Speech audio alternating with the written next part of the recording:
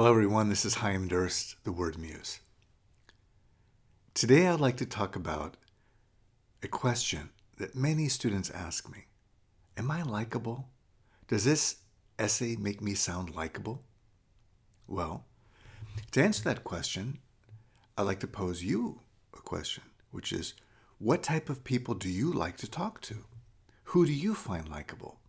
What type of conversationalist do you enjoy speaking to? When I answered that, I came up with a series of qualities that I look for in a conversationalist. Number one, I look for someone who's humble, someone who's unpretentious. I'm turned off by people who appear arrogant. So if you say, well, I've accomplished this and I've accomplished that, I'm specifically referring to the why school and why major essays in this particular video. But this also, of course, refers to your personal statement. So if someone says that I'm able to do all these different things, well, I'm generally turned off by that. If someone says, well, I don't want someone who's so self-effacing that they don't have any confidence.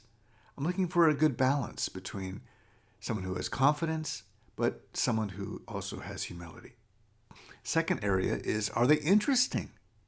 Are they unique? In your essay, do you come across as being sort of a jack of all trades and a master of none?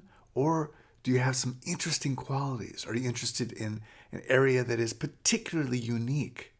And do you demonstrate some unique qualities? Again, without sabotaging the first point, which is don't sound arrogant. The third thing is, are you a good storyteller? And I find the best storytellers are specific. They give specific references, specific concrete events that are compelling. Someone's just very vague. Yeah, I went to the bank and it was robbed. Okay, well, who robbed it? What were they wearing? What was going on in the bank? How many people were in the bank? All of those things matter in a good story. Number three, are you honest? The reader can tell if you're just making it up. So always default to honesty. And part of honesty is, again, revealing weakness. I want to take this class. I'm interested in this class. Well, why? Because this is something I've always wanted to learn. This is something that I'm a little bit weak at. This is something that I see as a shortcoming of mine that I would like to address. Aha, that is much more likely to be perceived as honest than I'm interested in doing astrophysics for these wild reasons. Well, yeah, really? But really? And the next one is, are you a good conversationalist? Meaning, do you have a conversational tone? Or is it very didactic and very sharp and very pedantic? Or do you carry on a conversation with the reader? I like to be with people who have a very good storytelling voice. And that's why I try to have that sort of voice with you. Next one is, are you positive? I don't mean that you always have to be optimistic, but are you looking to solve a problem? And are you a bit idealistic in being able to do that? If you come across, well, the world is screwed because of global warming, okay, well, that's not going to necessarily move the reader. But yes, there are problems, policy problems, there's economic problems, but I want to solve those problems, and this is how and this is why. So be positive. Next area is be humorous. If at all possible, you don't have to be sardonic or sarcastic, but have a little bit of humor in your essay.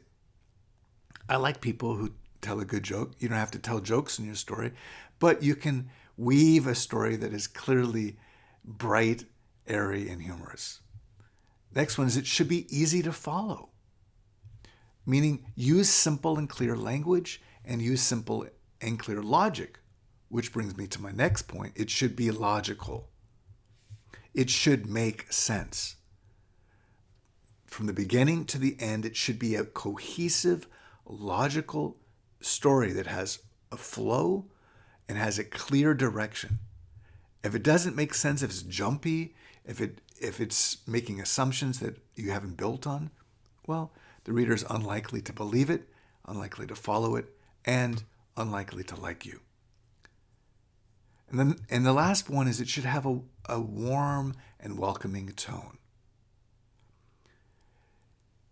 When you talk to someone, you can tell if their voice is a threat to you, if their voice generates disquiet within you. You just know that. The voice is an instrument.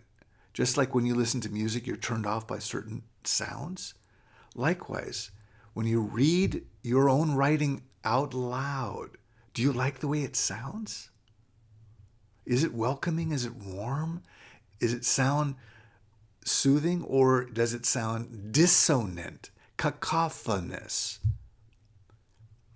That's one reason why I always read students' essays out loud myself, and I ask them to do the same.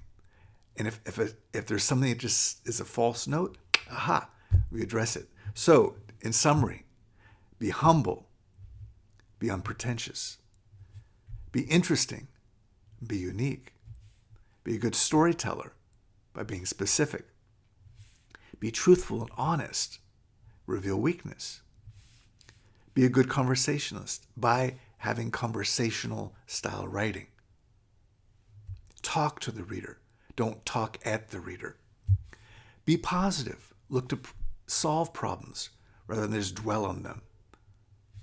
Be humorous. Have your writing be easy to follow, meaning be simple and clear. Have a warm and inviting tone, and have it be logical. Those are qualities that I look for in someone that I talk to, and those are qualities that I believe will help you be likable in the reader's mind. Thank you for joining me today. My name is Chaim Durst, and I am the Wordmuse.